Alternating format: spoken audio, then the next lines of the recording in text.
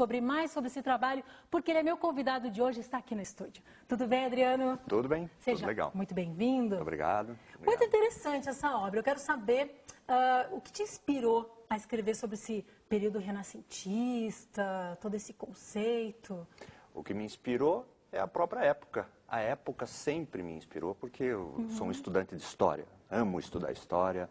Desde pelo menos uns 20 anos eu estudo esse período especificamente, porque esse período é na verdade, estudo história de uma maneira geral, mas esse período é o que mais me chama atenção, é o que eu mais gostei. O primeiro texto, vamos dizer assim, mais de literatura ou ligado às artes que eu li foi justamente um texto de história sobre a arte renascentista. Isso na época da Faculdade de Belas Artes, que eu ainda frequentei, né? Sobre obras do período de Leonardo da Vinci, de Michelangelo, né? Essas obras todas. Então, desde aquela época eu já tenho esse interesse pelo período. Depois acabei lendo autores muito importantes que me inspiraram também muito, né? Autores de história, como Jacob Burckhardt ou como Johann Huizinga, são autores clássicos do período. Esses elementos que a Itália, sobretudo a Itália, ele passa para nós que estamos lendo, que estamos vendo essa história, elas são bastante particulares, porque a Itália não tinha necessariamente um país na época, eram pequenos principados, e eles ficavam brigando entre eles e criava a maior confusão. Tudo isso gerou bastante interesse. Daí eu resolvi, bom, está na hora de contar alguma coisa a esse respeito, né? Você é fascinado por esse universo, né, que tem a ver com a literatura que você falou também, Isso, né? também gosto bastante de literatura. A tua primeira HQ autoral, né, que depois Sim, quero sim. falar sobre isso também, já tem um pouquinho esse cerne, esse germe, não é? Olha, a HQ autoral que eu lancei faz muito tempo, chamado Anjos de Curitiba, ela tinha talvez mais inspiração no cinema. No cinema de Quentin Tarantino, dos irmãos Coen, aquela coisa de comédia de erros, assim. Essa história que eu acabei de lançar, ela também relembra, tem algo que relembra um pouco essa primeira história que eu lancei. Entretanto, já tem um período aí de 20 anos desde aquela época que alguma coisa tem que evoluir desde aquela época até hoje, né? Claro. Então, por isso é que tem também os elementos de literatura, uma presença maior da forma também de escrever, né? Que antes era um diálogo tipicamente coloquial, dessa maneira não. Eu já lidei com uma história histórica e tentei transportar também para essa história algo que remeta à maneira de se escrever da época também. Né? É claro, não é uma forma shakespeariana de escrever, mas quem for ler vai perceber que ali tem uma influência. Não, a gente consegue perceber. Quando me chegou o material, eu olhei e falei, nossa, tem um cuidado, você tem um cuidado.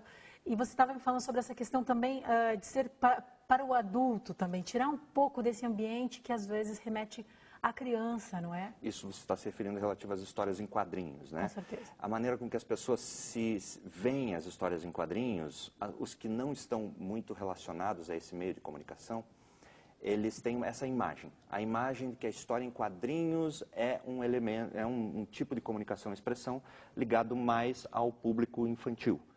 Quando isso já não é mais verdade, já não faz mais parte somente deste universo, já pelo menos há algumas décadas, né, que você não encontra histórias em quadrinhos que se liguem somente a esse universo. As histórias em quadrinhos, elas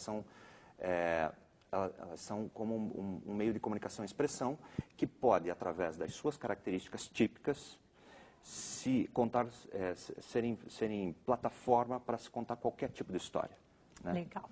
Uma história em quadrinho histórica, por se passar durante esse período que eu falei no bloco anterior, do Renascimento, eu me utilizei e me inspirei nas técnicas dos desenhos e dos esboços renascentistas usados pelos grandes mestres. É claro, eles são uma inspiração.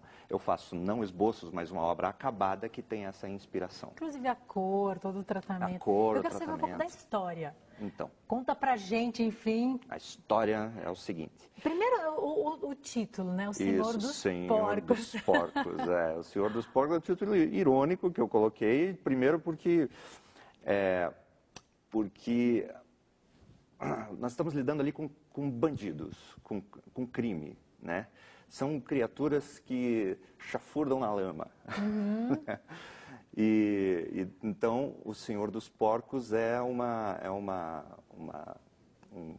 ironia que eu faço aos indivíduos que querem se colocar nessa posição de grandes Grandes senhores, senhores, né? mas que na verdade eles só são senhores dos que chafurdam na lama. Essa é a verdade. E essa história em si? A história em si trata de um sequestro.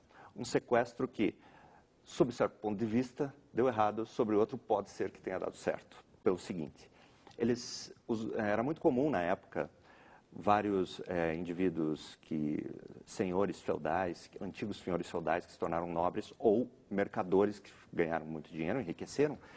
Em um determinado momento eles vão à falência e, para tentar reaver esse dinheiro que eles perderam por negócios mal feitos, eles entram no mundo do crime. E daí o personagem principal ele contrata um grupo de criminosos para fazer um sequestro. Seria o sequestro de um filho de um mercador. Só que, ao invés de sequestrar o filho do mercador, eles acabam, sem querer, sequestrando o príncipe herdeiro do reino de Milão, na época, que era um dos reinos mais importantes e mais poderosos da época. E eles se encontram diante desse problema. O que fazer? Já que as consequências de se sequestrar um mercador rico é uma. As consequências de se sequestrar o príncipe herdeiro de um dos reinos mais poderosos do período é outra bem diferente, e eles entram nessa tensão. Os três personagens principais que estão envolvidos com esse problema, eles têm opiniões e formas de pensar diferentes para resolver a situação. A história trata da tensão gerada por essas formas de pensar que são diferentes desses personagens. Né? Como que você lida com esse processo em que você tem uma camada fictícia, não é, da tua criação, enfim, e essa outra que você coloca como histórica, que você traz o Renascimento, traz essas relações que são reais, né? Sim, como que você lida com essas duas camadas? Lida da seguinte maneira. Você, ao conhecer a história de alguns personagens históricos conhecidos, você percebe que existe uma imensa quantidade de desconhecimento histórico sobre diversos momentos da vida desses personagens. Ali você pode se dizer que cria-se um mar de possibilidades de se criar o tipo de acontecimentos que poderia ter havido com eles, né? Já que não existe nenhum registro. Porque você tem que entrar numa imersão. Exatamente, né? exatamente. Eu peguei, por exemplo, o período, um personagem chamado, que era Galeasso Sforza.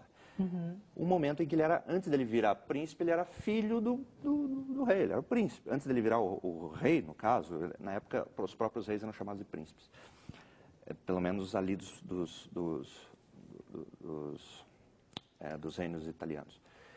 Então, ao pegar esses príncipes, em determinados momentos não se tem nenhum registro a respeito do que eles fizeram. Eu me utilizo desses momentos. Né? Quanto tempo você levou para concluir esse processo? Bom, a ideia eu já tive há muitos anos, Pois é, e daí sabe como é que é. A gente vai trabalhando, eu sou ilustrador também, então vou trabalhando e enquanto isso vou preparando roteiro. Depois que eu conseguir finalmente chegar a uma ideia finalizada, aí sim começa a desenhar. O desenho eu posso dizer que levei aí uns 6 meses fazendo. Você faz algum esboço anteriormente? Porque a HQ é interessante, ela tem duas frentes básicas, né? O roteiro e o desenho. Sim. Né? Você trabalha geralmente mesclado ou não? Olha, Termina um, começa outro? Não, começo, eu trabalho o roteiro primeiro, lidando com as ideias, escrevendo literalmente quadro a quadro. E depois, na hora que eu estou desenhando, existe algo que às vezes o desenho me sugere. Quando o desenho sugere certas alterações de roteiro, isso pode acontecer. Então, algumas alterações ocorrem nesse momento. Bacana. Mas geralmente é bem assim, bem separado. Entendi. Bom, para a gente finalizar nosso papo, eu queria que você contasse para a gente um pouco essa sua experiência com o mercado americano. Ah, sim. Né? Que é muito interessante. Você é de Curitiba, não é? Viveu aqui, mas tem uma relação forte. Exatamente. Eu já trabalhei com 2 editoras no mercado americano, a IDW e a Estúdio 407. A IDW eu cheguei a fazer histórias em quadrinhos para séries, como Ghost Whisperer. É uma série americana que passa na TV e tal. E fui contratado para desenhar a série. Então era muito divertido, porque eu enviava os desenhos, inclusive para a própria atriz que fazia o personagem, Legal. a Jennifer Love Hewitt, e ela aprovava, desaprovava. Não, aqui eu estou muito feia, aqui eu não sei o quê, diminui esses peitos aí, aumenta. E daí eu desenhava, porque eu desenhava de maneira bastante realista o rosto dela e tudo, apesar do estilo de desenho ser bem diferente desse que está na história, tá? O desenho que eu fiz para essa história é bem diferente do estilo que eu fiz para o mercado americano, mas era realista também.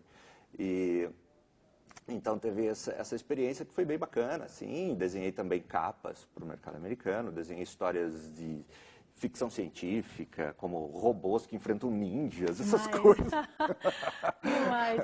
Adriano, muito obrigada pelo nosso papo. Ok, obrigado. Para você que ficou curioso, procure conhecer mais sobre Adriano Loyola. Muito obrigada mesmo. Nada. Obrigada a você por ter ficado conosco. A gente se despede por aqui.